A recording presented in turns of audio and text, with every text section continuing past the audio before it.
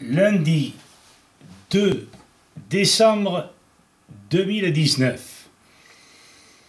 Je n'ai pas mis mon béret pour cacher mes misères, et à mon âge, je ne les compte pas trop, j'ai encore de la chance de bien me porter.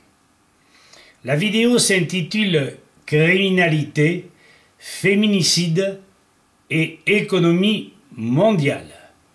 Je n'ai pas tellement l'habitude d'employer ces termes, mais la vérité, l'urgence le demandant, je les ai employés. Cette vidéo va nous donner un aperçu à quelques différences près de ce qui va se passer dans notre douce France dans peu de temps si nous ne réagissons pas. Les possédés par le profit dictent autoritairement leurs procédés malsains au gouvernement polichinelle. Pour éviter ce genre de massacre, deux réactions salutaires. Vous requinquez, nous requinquer par des méthodes de soins adéquates pour sortir de l'indolence et de ce fameux marché sur la tête.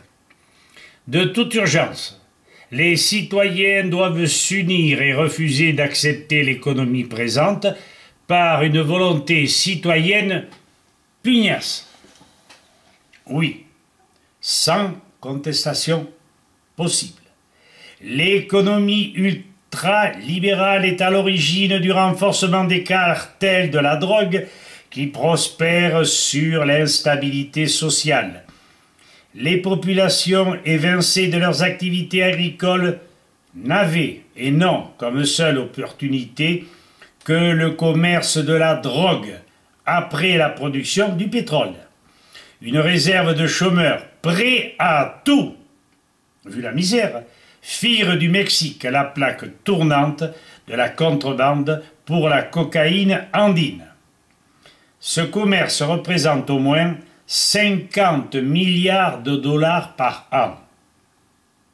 Les guerres intestines que se livrent les cartels de la drogue mexicaine, les affrontements entre eux et l'armée nationale ont entraîné une explosion du nombre de meurtres dans le pays. Cette industrie criminelle prospère sur la misère économique des Mexicains indigents.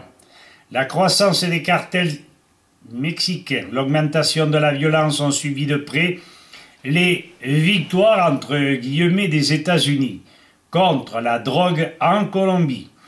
Ce démantèlement des principaux cartels de la coca ont déplacé le centre de ce trafic et de violence vers les groupes criminels organisés au Mexique.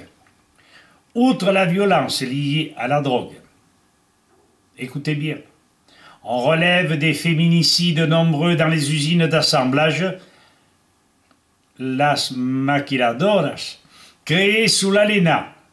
Ces boîtes industrielles ont été de véritables aimants pour des dizaines de milliers de jeunes femmes. Selon la sociologue Leslie Salzinger, ces travailleuses doivent être jeunes, sans enfants, silhouettes sexy, non enceintes et sous contraception. Inutile d'épiloguer. Cette atmosphère sexuelle chargée a dépassé le cadre de travail et a imprégné l'ambiance des villes frontalières mexicaines. Aujourd'hui, le taux de féminicide est 3 fois plus élevé que le taux établi par l'OMS. À propos du nombre croissant d'ouvriers agricoles immigrés aux États-Unis, un rapport de l'ONG Food First relie cette immigration dramatique aux réformes néolibérales de libre-échange comme l'ALENA. Le manque de travail en Amérique latine et aux Caraïbes est la source numéro 1 de l'immigration aux États-Unis. L'ironie est que ce pays, qui a contribué à provoquer toutes ces souffrances, est également considéré comme leur porte de salut. Les Salvadoriens, fuyant leur pays et la guerre dans les années 80, se retrouvèrent en 2006 aux États-Unis et comptaient 2,5 millions de personnes. En 2006, Ces réfugiés représentent un tiers de la population qui vit au Salvador. Tous les ans, ils versent 3 milliards de dollars, 300 000 dollars de rente à leur famille restée au pays, soit l'équivalent de 17% du PIB du Salvador. L'économie du Salvador s'effondrerait si ce flux de rente devait cesser. Ce phénomène de réfugiés économiques est également patent en Afrique et Asie. Les réfugiés économiques cherchent à échapper à la violence née du capitalisme, nous le répétons, et entrent illégalement dans les pays riches d'Europe. La violence criminelle atteint d'incroyables niveaux en Amérique latine. La moitié des 10 pays qui connaissent le plus fort taux d'homicide se trouvent dans cette région. Les gangs du crime transnational organisé ne peuvent plus être considérés comme des groupes isolés. Ils reflètent plutôt l'émergence d'une nouvelle classe sociale criminelle. La pauvreté engendre toutes les déviances possibles. Voilà quelques points qu'il fallait vous faire connaître. La pauvreté, l'indigence, par la monopolisation des richesses, par un nombre restreint de profiteurs, entraînent inexorablement les peuples vers des sortes de guerres civiles. Les guerres entre nations hier, les luttes régionales ou à l'intérieur d'un État aujourd'hui ont à quelque chose près les mêmes racines. Français, vous êtes avertis. À vous de réfléchir. Il n'y a pas de fatalité. Il n'y a que lâcheté, je m'en foutisme, égoïsme, renoncement.